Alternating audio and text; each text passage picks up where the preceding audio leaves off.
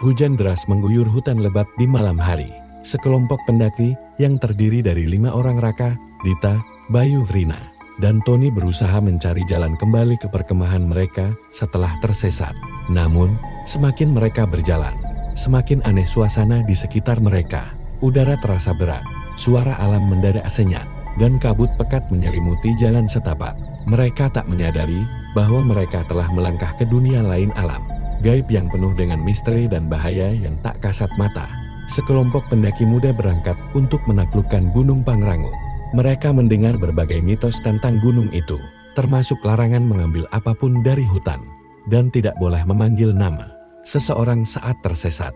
Namun, Tony yang suka bertindak sesuka hati, melanggar larangan itu dengan mengambil batu kecil aneh dari sebuah gua. Saat malam tiba, mereka menyadari ada sesuatu yang mengikuti mereka. Suara-suara aneh bergema di antara pepohonan. Cahaya-cahaya kecil berkeliaran di kejauhan, seakan menuntun mereka ke arah yang salah. Mereka mencoba menggunakan GPS, tetapi sinyal menghilang. Kompas pun berputar tanpa arah. Saat mereka terus berjalan, mereka tiba di sebuah desa misterius yang tidak ada di peta.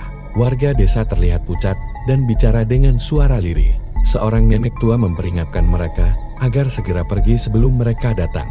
Namun, sudah terlambat.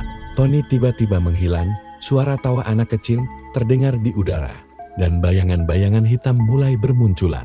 Raka dan kawan-kawan harus berjuang keluar dari dunia gaib itu sebelum fajar menyingsing, karena jika tidak, mereka akan selamanya menjadi bagian dari dunia itu. Mereka tidak bisa menemukan jalan keluar. Setiap rute yang mereka ambil justru membawa mereka kembali ke desa yang sama. Makhluk-makhluk gaib mulai menunjukkan wujud mereka. Semakin lama semakin agresif. Raka menyadari bahwa satu-satunya cara keluar adalah dengan mengembalikan batu yang diambil Tony. Tetapi Tony sudah hilang. Mereka bertemu dengan seorang pria misterius yang mengaku sebagai pendaki yang tersesat puluhan tahun lalu. Ia tahu cara keluar, tetapi ada harga yang harus dibayar. Mereka menemukan Tony dalam keadaan setengah sadar di sebuah pohon besar yang penuh dengan akar-akar yang bergerak seperti ular. Tony dirasuki oleh sesuatu dan menolak melepaskan batu itu. Raka dan Dita berusaha membujuknya, sementara Bayu dan Rina menahan makhluk-makhluk gaib yang semakin mendekat.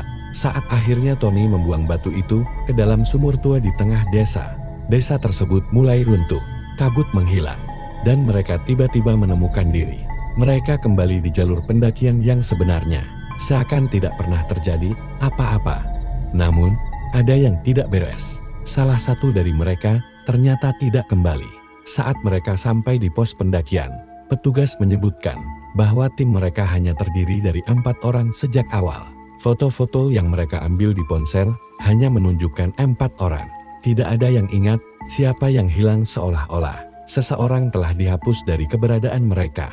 Mereka meninggalkan gunung dengan perasaan tidak tenang.